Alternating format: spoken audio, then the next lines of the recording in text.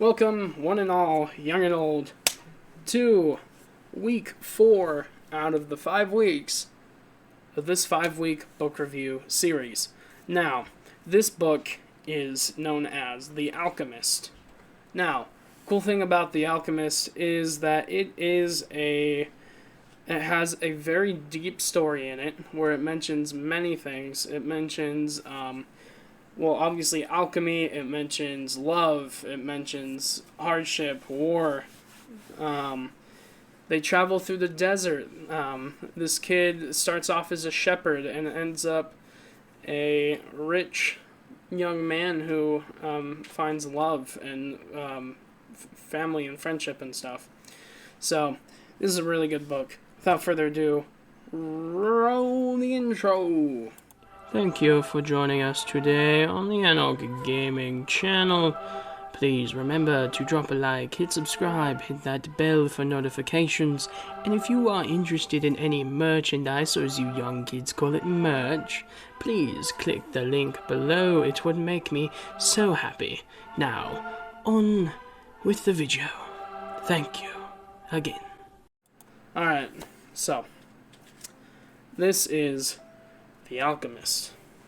Now, I pulled this up on my phone so I can tell you exactly who it is by. And this is The Alchemist by Paulo Coelho.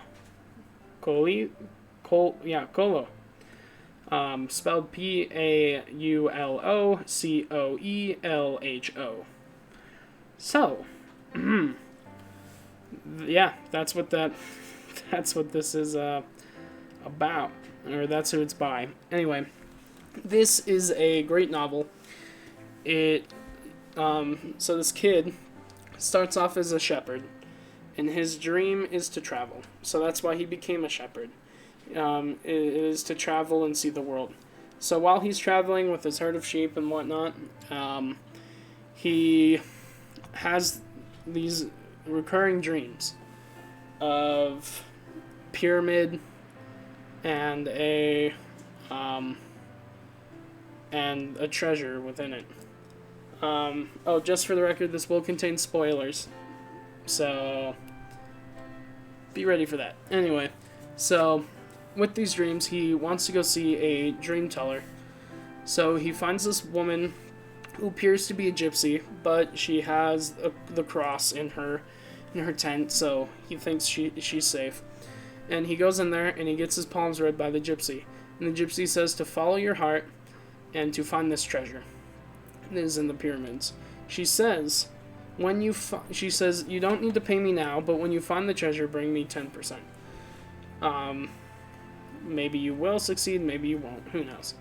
Anyway, so after he talks to her, he begins his journey to find the pyramids. He ends up in the Middle East. I don't remember specifically where, but he ends up in the Middle East. And there he walks into a bar, and he doesn't speak the language or anything, and he meets this guy who does speak, the language that he speaks, which in the book is English, because I read it in English. So they speak the same language, and the man tells him to follow him. He'll take him to a place where he can get to the pyramids, and he'll take him to the pyramids. So the guy takes the kid's money so that he can help him find stuff. And while they're in the shop, the man who the kid had met snuck off while the kid was distracted and ended up stealing the kid's money. The kid was so defeated, he walked around and he was starving, and he met a candy maker who in the morning gave him some candy to feed him, because in the in Muslim teachings, Allah teaches that you're supposed to be charitable to those less fortunate to you, which I believe is a cool thing. So yeah, anyway, so he teaches you to give to those less fortunate. Alright, so in his that's why the guy gave him candy.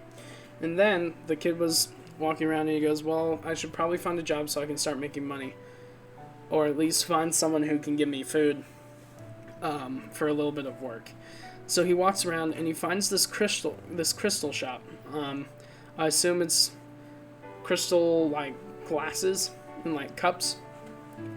Because that's how it's kind of described in the story. But when I first read Crystal Shop, I like thought of like hippie like healing crystals and geodes and whatnot in this store. And yeah, so that's not what it was.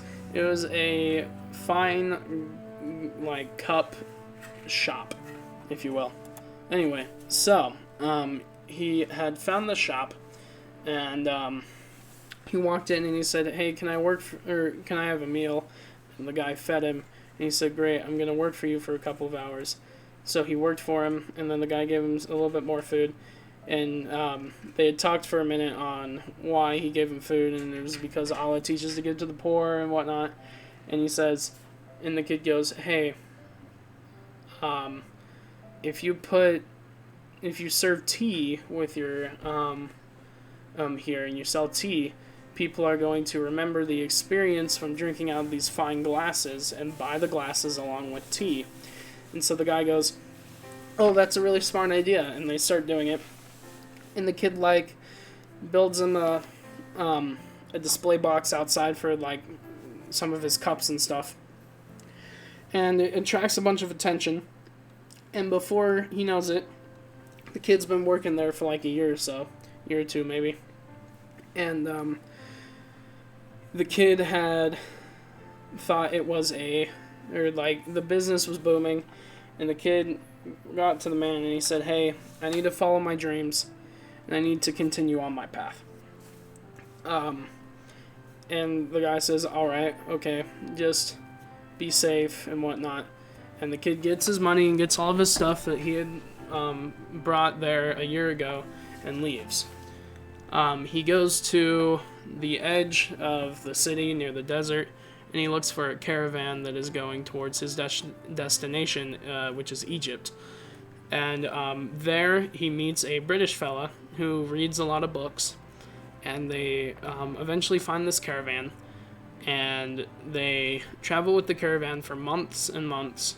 And along it, the kid reads some of the British guy's books, and the kid begins to really notice things about the desert and about life, and really connects his soul to nature, and he becomes close friends with everyone. Anyway, so he had gotten closer to life and everything, and on their way there, they had to stop in an oasis because there was a war breaking out. This kid met a girl, and he fell in love with her, and he also met the Alchemist. So the British guy was training to be an alchemist, and the Alchemist had sought out this kid and trained him in the ways of alchemy. On their way to training, or on their way like during training, towards the end of their training session, like the very end, they get captured by one of the military, or one of the sides of the war, like one of the military sides of the war, and they get held up at this camp. And in order to not be killed, the Alchemist says, this kid came here to give you his money, and he takes the kid's gold and gives it to them, and then he says, "For our lives, I will prove to you that this young man is an alchemist, and he will turn himself into the very winds that blow from the east," or whatever, "and they will destroy your camp." Well, so the chief says, "All right, prove it right now." And the Alchemist is like, give us 3 days and meet us at the top of the cliff." And so 3 days passes, and the kid still doesn't know how to turn himself into the wind. So he goes to the top of a cliff, and he talks to the sands, and he says, "Can you help me turn into the wind?" And the sand says, "No, but what I can do is raise my sands into the air, and if you ask the wind, it will create a massive dust storm." And so the kid asks the wind, "Can you help me turn myself into the wind?" And the wind realizes that he's never done that before, and he doesn't know how to either. But what he does is he blows harder, and creates this massive dust storm. And the wind says, "Maybe ask the sun, or ask the heavens." if they know how to turn you into the wind. And so the kid looks up into the sun and he goes, son, do you know how to turn me into the wind? And the son said, no, but I can see how your soul's connected to the soul of the earth and life and all sorts of craziness. And so then the sun begins to glow bright, and the sands are blowing hard, the wind is blowing hard, and he convinces the generals that he turned himself into wind for a second or two. And they say, oh, you are the almighty man, or young man that we were told that you were, and yada yada yada. Anyway, he goes on his way. The whole point of the story is leading up to this moment. The alchemist says, kid, you know everything there is to know about alchemy. Follow your dreams. Good luck. And the kid goes, and while the alchemist and them, the alchemist is like, I'll take you to this monk temple, but after that, you're on your own. And he says, okay. And he goes to the monk temple, and the alchemist shows the kid that you can in fact turn lead into gold. And then he breaks this gold circle in fourths. And he takes one, gives it to a monk at the temple, gives the other to the kid, keeps one for himself, and then gives the other to the monk again, and says, this is for the kid when he returns. And so the kid thanked him, and he went off. And he got to the Egyptian, the pyramids, and he was then attacked by bandits, and the bandits were like, how dare you follow your dreams and believe in dreams and whatnot.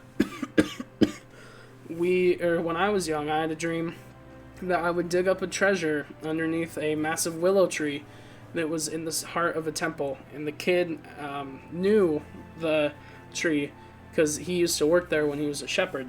And so after he had been beaten up and robbed by these people, he saw the pyramids and then walked back to the monk temple. Or monastery, whatever you want to call it. And the alchemist was waiting there, and the monk had given the kid the gold that he was told to.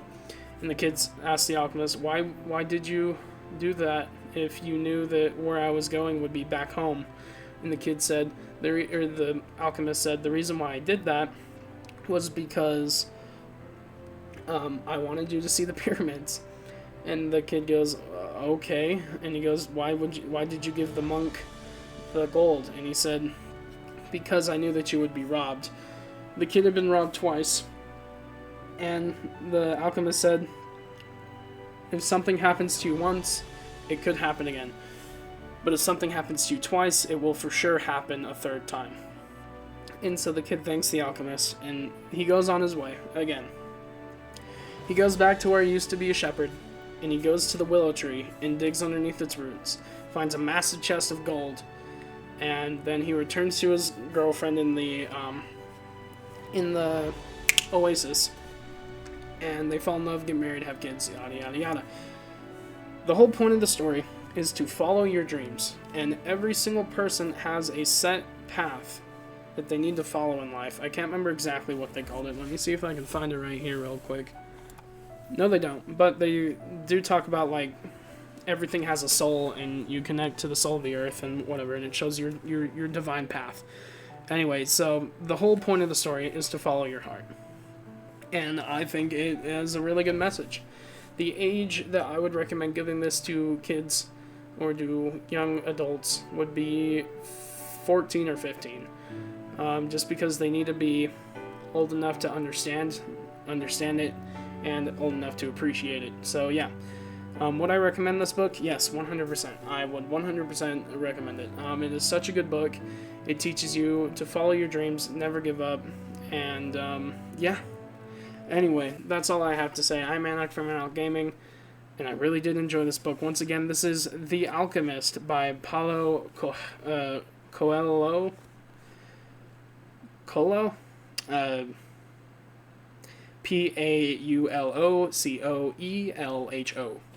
The Alchemist by that guy.